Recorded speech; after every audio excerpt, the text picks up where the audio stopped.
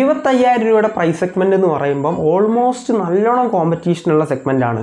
മോട്ടോറോളയുടെ edge 60 ആയാലും അല്ലെങ്കിൽ 60 fusion അല്ലെ അവരുടെ തന്നെ സ്റ്റൈലസ് ഉള്ള ഫോണൊക്കെ ഉണ്ട്. അതൊരു ഭാഗത്ത്, മറ്റൊരു ഭാഗത്ത് ഓൾമോസ്റ്റ് പെർഫെക്റ്റ് ആയിട്ടുള്ള റിയൽമി P3 അൾട്ര, അല്ലെങ്കിൽ ഞാൻ തന്നെ ഓൾറെഡി ഒരു റിവ്യൂ ചെയ്തിട്ടുള്ള iQ Neo 10R. അതും നല്ലൊരു ഫോണാണ്. അത് ക്യാമറ ആസ്പെക്റ്റിലായാലും പെർഫോമൻസിൻ്റെ ആസ്പെക്റ്റിലായാലും ആ സമയത്താണ് ആ യുദ്ധഭൂമിയിലേക്ക് ഒരു പുതിയ ഭടനായിട്ട് മോണോ സ്പീക്കേഴ്സൊക്കെ വെച്ചുകൊണ്ട് അന്തസ്സായിട്ട് OnePlus ഇറക്കിയത് OnePlus Nord CE5. ഈ ഫോണിൻ്റെ റിവ്യൂ ഞാൻ കുറച്ച് ലേറ്റാണ്, പനിയും ജലദോഷമായിരുന്നു, സോ അതുകൊണ്ടാണ് ലേറ്റ് ആയത്. പിന്നെ ഞാൻ Nord 5ൻ്റെ review already, I mean specification review already ചെയ്തിട്ടുണ്ട്. അതിൽ ഞാൻ പറഞ്ഞിട്ടുണ്ടായിരുന്നു ഈ റിവ്യൂ എന്തായാലും വരുന്നു. സോ പ്രോമിസ് ചെയ്ത സ്ഥിതിക്ക് 200 റിവ്യൂ എങ്ങാനും ഉള്ളൂ, പക്ഷെ എന്നാലും പ്രോമിസ് ആയിരിക്കണമല്ലോ. അതുകൊണ്ട് ഈ വീഡിയോ എന്തായാലും റെലവൻ്റ് ആണെന്ന് എനിക്ക് തോന്നുകയും ചെയ്തു.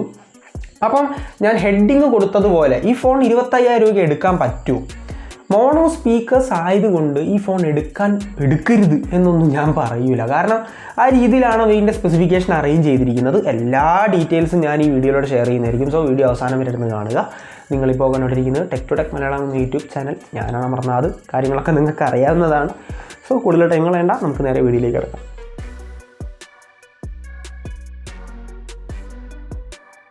ആദ്യമായിട്ട് പെട്ടിയിൽ എന്താണെന്നുള്ളത് നോക്കിക്കഴിഞ്ഞാൽ 80 വാട്ട്സിൻ്റെ ബ്രിക്ക് കൊടുത്തിട്ടുണ്ട്. അതിന് Type A to Type C cable കൊടുത്തിട്ടുണ്ട്. കുറച്ച് ചുമയൊക്കെ ഉണ്ട്, അതുകൊണ്ട് സൗണ്ട് മാറിയിട്ടുണ്ടാവും. പിന്നെ പ്രീ അപ്ലൈഡ് ആയിട്ട് സ്ക്രീൻ പ്രൊട്ടക്ട് കാര്യങ്ങൾ വരുന്നുണ്ട്. കളർ മാച്ച്ഡ് ആയിട്ടുള്ള കേസ് വരുന്നുണ്ട്. പിന്നെ ഡോക്യുമെൻറ്റേഷൻ, സിം ഇജക്ടർ കാര്യങ്ങളൊക്കെ വരുന്നുണ്ട്. ഇനി നമുക്ക് സ്റ്റാർട്ടിംഗ് പ്രൈസ് നോക്കുന്ന സമയത്ത് 25,000 രൂപയാണ് 8GB 128GB. പിന്നെ 256GBക്ക് 27, പിന്നെ 12GB 256GBക്ക് 29 പക്ഷേ എഫക്റ്റീവ് പ്രൈസ് നിങ്ങൾക്ക് 23,000-ന് 128 കിട്ടും. 2,000 രൂപയുടെ ബാങ്ക് ഓഫർ കാര്യങ്ങളൊക്കെ വെച്ച് കഴിഞ്ഞാൽ. സോ 25,000 രൂപ പ്രൈസ് റേഞ്ച് എന്ന് പറയുന്ന സമയത്ത് 256GBയുടെ മോഡൽ നിങ്ങൾക്ക് കിട്ടാവുന്നതാണ്. അതായത് എഫക്റ്റീവ് പ്രൈസ് വെച്ച് നോക്കുന്ന സമയത്ത്. സോ ആ ഒരു ആസ്പെക്റ്റിൽ നിങ്ങൾക്ക് 256GB കിട്ടുന്നുണ്ട്. അങ്ങനെ ഒരു കാര്യം നല്ലതാണ്. പ്രത്യേകിച്ച് iQ ഒക്കെ നിങ്ങൾക്ക് 256 ഒക്കെ കിട്ടണമെങ്കിൽ 27 റേഞ്ചിലേക്കൊക്കെ പോകും. ഇനി അടുത്ത ഡിസൈൻ, ആ ഒരു ഡിപ്പാർട്ട്മെൻറ്റിനെ കുറിച്ച് പറയുന്ന സമയത്ത് സ്റ്റാൻഡേർഡ് ആയിട്ടുള്ളൊരു ഡിസൈനാണ് എനിക്ക് തോന്നിയത്. ഭയങ്കര ഫ്ലാഷി, അങ്ങനെ അടിപൊളി അങ്ങനെയൊന്നുമല്ല, ഒരു സ്റ്റാൻഡേർഡ് ആയിട്ടുള്ളൊരു ഡിസൈൻ തന്നെയാണ് കൊടുത്തിരിക്കുന്നത്. 3 കളർ വേരിയൻസ് വരുന്നുണ്ട്. ഞാൻ 3 കൊടുത്തേക്ക്. ആ ഒരു നീല ഷെയ്ഡുള്ള സംഭവമാണ് എനിക്ക് പേഴ്സണലി ഇഷ്ടപ്പെട്ടത്. പിന്നെ ഈ ഫോണിൻ്റെ പോർട്സ് ആൻഡ് ബട്ടൺസ് നോക്കുമ്പോൾ അലേർട്ട് സ്ലൈഡറോ അല്ലെങ്കിൽ OnePlusൻ്റെ പ്ലസ് കീയോ അതൊന്നും ഇതിൻ്റെ അകത്ത് വരുന്നില്ല. അവർക്ക് കൊടുക്കാമായിരുന്നു, പക്ഷെ അവർ കൊടുത്തിട്ടില്ല. അതുകൊണ്ട് തന്നെ OnePlusൻ്റെ മൈൻഡ് സ്പേസ് കാര്യങ്ങളൊന്നും ഈ ഫോണിൽ സപ്പോർട്ട് ചെയ്യുന്നില്ല. അതൊരു സങ്കടപ്പെട്ടൊരു കാര്യമായിട്ട് എനിക്ക് തോന്നി. USB വേർഷൻ 2.0 ആണ് USB പോർട്ട് കൊടുത്തിരിക്കുന്നത്. പക്ഷേ ഇതിലൊരു നല്ല കാര്യം എന്ന് പറയുന്നത് ഹൈബ്രിഡ് സിം കാർഡ് സ്ലോട്ടാണ് കൊടുത്തിരിക്കുന്നത്. സോ എക്സ്പാൻഡബിൾ സ്റ്റോറേജിൻ്റെ ഓപ്ഷൻ ഉണ്ട്. 1TB വരെയുള്ളൊരു SD കാർഡൊക്കെ നിങ്ങൾക്ക് വേണമെങ്കിൽ ഇടാം. ബിൽഡിനെ കുറിച്ച് പറയുന്ന സമയത്ത് പ്ലാസ്റ്റിക് ബാക്കാണ്, പ്ലാസ്റ്റിക് ഫ്രെയിംസ് ആണ് കിട്ടുന്നത്. IP65ൻ്റെ റേറ്റിംഗ് ആണ്, വാട്ടർ റേറ്റിംഗ് നിങ്ങൾക്ക് കിട്ടുന്നത്. സോ ഡ്യൂറബിൾ ആണോ എന്നൊന്നും ചോദിച്ചാൽ ഭയങ്കര ഡ്യൂറബിലിറ്റി ആസ്പെക്റ്റിൽ ഈ ഫോൺ അടിപൊളിയൊന്നും അല്ല. നോർമലി ഉള്ളൊരു ഫോൺ പോലെ തന്നെയാണ്. കാരണം ഡിസ്പ്ലേൻ്റെ പ്രൊട്ടക്ഷൻ നോക്കുകയാണെങ്കിലും നിങ്ങൾക്ക് അതെന്താണെന്ന് മെൻഷൻ ചെയ്തിട്ട് പോലില്ല. സോ ആ ഒരു രീതിയിലാണ് ആ കാര്യങ്ങൾ വരുന്നത്. എങ്ങനെയാണ് കയ്യിൽ ഹോൾഡ് ചെയ്യുന്നതൊക്കെ ചോദിച്ചു കഴിഞ്ഞാൽ 7100 mAh ബാറ്ററി ഉണ്ടായിട്ട് പോലും 8 mm തിക്നെസ് വരുന്നുള്ളൂ. 199 ഗ്രാമാണ് വെയിറ്റ് പറയുന്നത്. സോ ഒരു മിഡ് റേഞ്ച് വെയിറ്റിൽ അത്യാവശ്യം തിക്നെസ് കുറഞ്ഞിട്ടുള്ളൊരു ഫോൺ തന്നെയാണെന്നാണ് ഞാൻ പറയുക. അടുത്ത ഡിസ്പ്ലേ ആൻഡ് ഓഡിയോ ഡിപ്പാർട്ട്മെൻറ്റ് നോക്കുമ്പോൾ 6.77 ഇഞ്ചസിൻ്റെ ഫ്ലാറ്റ് ഡിസ്പ്ലേ ആണ് കൊടുത്തിരിക്കുന്നത്. നല്ല കാര്യം, എനിക്ക് ഇഷ്ടപ്പെട്ടു. എനിക്ക് കർവ്ഡ് സ്ക്രീൻ അത്ര പേഴ്സണലി ഇഷ്ടമല്ല. ഞാൻ ഫ്ലാറ്റ് സ്ക്രീനിൻ്റെ ഫാനാണ്. Full HD+ സ്ക്രീനാണ്, AMOLED സ്ക്രീനാണ്. നല്ല ഡിസ്പ്ലേ ആണ് കൊടുത്തിരിക്കുന്നത്. HDR10+ൻ്റെ സപ്പോർട്ടും 10 ബിറ്റിൻ്റെ കളർ റെസൊല്യൂഷനും കാര്യങ്ങളൊക്കെ കിട്ടുന്നുണ്ട്. ബെസൽസ് നോക്കുകയാണെങ്കിലും ഓവറോൾ നല്ലതാണ്. ചിന്ന് കുറച്ച് വലുതാണെങ്കിലും ഓവറോൾ നല്ല രീതിയിൽ അവർ ചെയ്തിട്ടുണ്ട്. 120 Hz റിഫ്രഷ് റേറ്റ് കിട്ടുന്നുണ്ട്. 300 Hz touch sampling rate maximum കിട്ടുന്നുണ്ട്. പിന്നെ 1430 നിറ്റ്സിൻ്റെ പീക്ക് ബ്രൈറ്റ്നസ്, പിന്നെ 1300 നിറ്റ്സാണ് HBM ബ്രൈറ്റ്നസ് ഒക്കെ വരുന്നത്. അപ്പോൾ മൊത്തത്തിൽ ഡിസ്പ്ലേ നോക്കുവാണെങ്കിൽ നിങ്ങൾക്ക് HDR10+ നെറ്റ്ഫ്ലിക്സിലും കാര്യങ്ങളൊക്കെ കിട്ടുന്നുണ്ട്. സോ ഡിസ്പ്ലേ മൊത്തത്തിൽ അടിപൊളിയായിട്ട് ചെയ്തിട്ടുണ്ട്. പക്ഷേ മോണോ സ്പീക്കേഴ്സാണ് അവർക്ക് പറ്റിയൊരു അബദ്ധം എന്ന് പറയുന്നത്. അത് എന്തിനാണ് അത് ചെയ്യുന്നതെന്ന് എനിക്കറിയില്ല. അതൊരു ട്രെൻഡ് പോലെയായി മാറിയിട്ടുണ്ട്.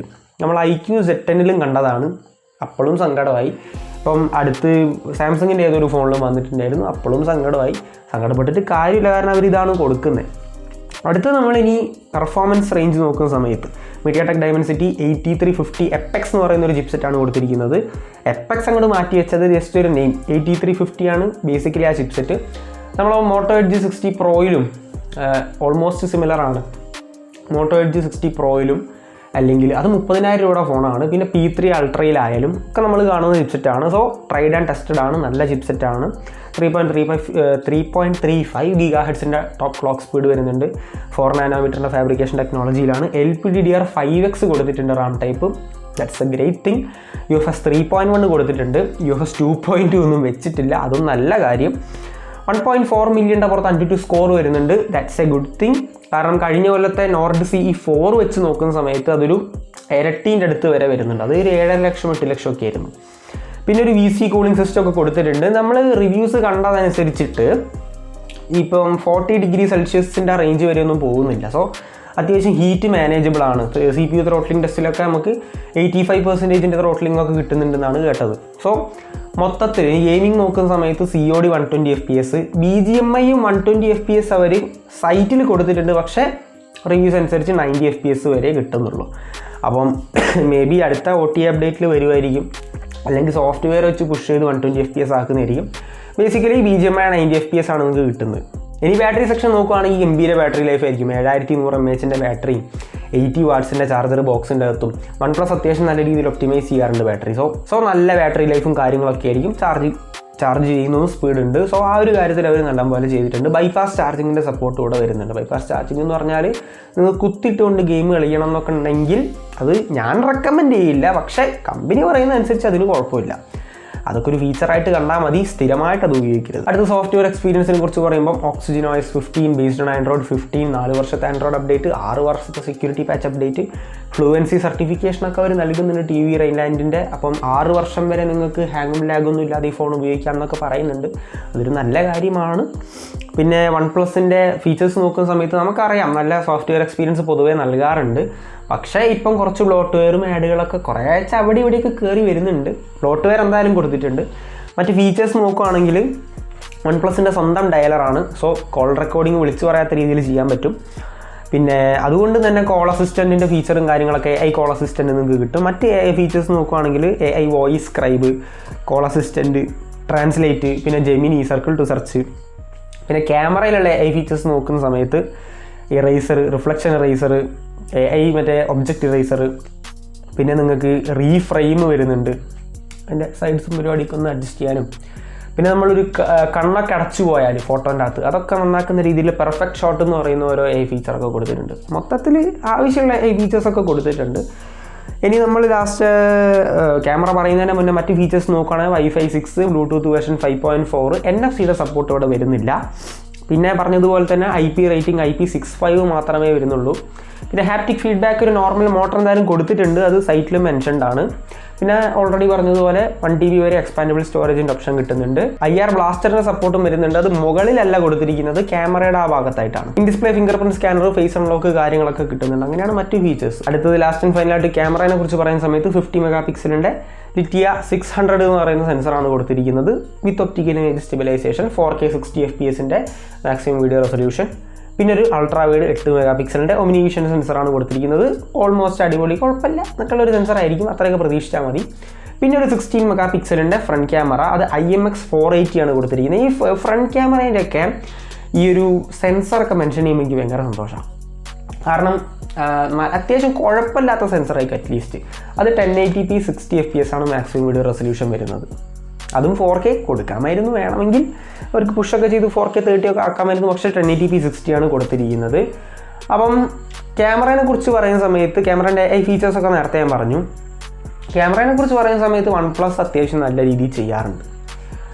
അതായത് അവർ ഫ്ലാഗ്ഷിപ്പ് മോഡലുകളിൽ അത്ര അടിപൊളി ആവാറില്ലെങ്കിലും ഈ ഒരു പ്രൈസ് റേഞ്ചിൽ അവർ വലിയ കുഴപ്പമില്ലാതെ ചെയ്യാറുണ്ട്. സ്കിൻ ടോൺ കാര്യങ്ങളായാലും. അപ്പം ക്യാമറയും പ്രൈസ് റേഞ്ചിന് കുഴപ്പമില്ലാതെ അവർ ചെയ്യും. ഇനി ലാസ്റ്റ് ആൻഡ് ഫൈനൽ ഇതിൻ്റെ ഫൈനൽ വെർഡിക്റ്റ് എന്താണെന്ന് ചോദിച്ചു കഴിഞ്ഞാൽ 25,000 ഇതൊരു പെർഫെക്റ്റ് ഫോണൊന്നും അല്ല. നിങ്ങളിത് എടുക്കണോ, അതായത് അടിപൊളി ഫോണാണോ എന്ന് വെച്ചാൽ അങ്ങനെ ഞാൻ പറയൂല. പക്ഷേ ഇതിൻ്റെ ഒരു കാര്യം എന്ന് പറയുന്നത് ഈ പ്രൈസ് റേഞ്ചിലുള്ള മറ്റ് ഫോണുകൾ എന്ന് പറയുന്നത് Realme P3 Ultra, IQ Neo 10R, മോട്ടറോളയുടെ ഫോണുകൾ. ഇതൊക്കെ നമുക്ക് ചിലവർക്ക് സോഫ്റ്റ്വെയർ ഇഷ്ടപ്പെടുള്ളൂ, പക്ഷെ അതിനേക്കാളൊക്കെ എത്രയോ ബെറ്റർ സോഫ്റ്റ്വെയർ ആണ് Oxygen OS. ആ ഒരു റീസണാണ് മെയിനായിട്ടുള്ളത്. അതിനോടൊപ്പം നോക്കിക്കഴിഞ്ഞാൽ ആ ഒരു നല്ല സോഫ്റ്റ്വെയർ എക്സ്പീരിയൻസിൻ്റെ കൂടെ നിങ്ങൾക്ക് അത്യാവശ്യം നല്ല ചിപ്സെറ്റ് കിട്ടുന്നുണ്ട്. വലിയ കുഴപ്പമില്ല. ഈ പ്രൈസ് റേഞ്ചിൽ നല്ല ചിപ്സെറ്റ് തന്നെയാണ് കൊടുത്തത്. പിന്നെ അത് നല്ല ഡിസ്പ്ലേ കിട്ടുന്നുണ്ട്. നല്ല ബാറ്ററി ലൈഫും അതിൻ്റെ ചാർജിങ്ങും പരിപാടിയൊക്കെ കിട്ടുന്നുണ്ട്. അപ്പം അത്യാവശ്യം കുഴപ്പമില്ലാത്ത ക്യാമറയും കിട്ടുന്നുണ്ട്. അപ്പം ഇതൊരു ഭയങ്കര സാക്രിഫൈസ് ഒന്നുമില്ല. ഒരു മോണോ സ്പീക്കറാണ് മെയിൻലി സാക്രിഫൈസ് വരുന്നത്. പിന്നെ IP റേറ്റിംഗ് നിങ്ങൾക്ക് ഇവിടെ കിട്ടുന്നില്ല, അതും കൂടി ഒന്ന് മെൻഷൻ ചെയ്യണം. IP റേറ്റിംഗ് കിട്ടുന്നില്ല. ഡ്യൂറബിലിറ്റി കേസുകളിലൊക്കെ കുറച്ച് കുറവാണ്. പക്ഷേ മോട്ടറോളേൻ്റെ ഡ്യൂറബിലിറ്റിയിലൊക്കെ ആൾക്കാർ ഇപ്പോൾ ചോദ്യങ്ങളൊക്കെ ചെയ്യുന്നുണ്ട്. എങ്കിലും ഓവറോൾ നല്ലൊരു ഫോണാണ്. 25,000 നിങ്ങൾക്ക് എന്തായാലും എടുക്കാനൊക്കെ പറ്റും. വേണമെങ്കിൽ ബെസ്റ്റ് ഒന്നും പറയാം. എൻ്റെ ഒരു അഭിപ്രായത്തിൽ ഇതൊരു കോമ്പറ്റീഷനാണ്. അപ്പം ചില ഫോൺ ഒരു കാര്യങ്ങളിൽ മുകളിലാണെങ്കിൽ ചിലത് വേറെ കാര്യങ്ങളിലും മുകളിലാണ്. ആ ഒരു രീതിയിലാണ് ഞാൻ ഇത് കണ്ടത്. സോ നിങ്ങളുടെ അഭിപ്രായം നിങ്ങൾ എന്തായാലും താഴെ കമൻറ്റ് ചെയ്യുക. കൂടുതൽ വീഡിയോസിന് വേണ്ടി ചാനൽ സബ്സ്ക്രൈബ് ചെയ്യാൻ മറക്കണ്ട. സോ ഇൻസ്റ്റാഗ്രാമൊക്കെ ഒന്ന് പോയി ഫോളോ ചെയ്യാൻ മറക്കണ്ട. ലൈക്ക് ചെയ്യുക, ഷെയർ ചെയ്യുക, കമൻറ്റ് ചെയ്യുക. സോ അടുത്തൊരു നല്ല വീഡിയോയിൽ കാണാം. എല്ലാവർക്കും സ്റ്റേ സേഫ്. ബൈ.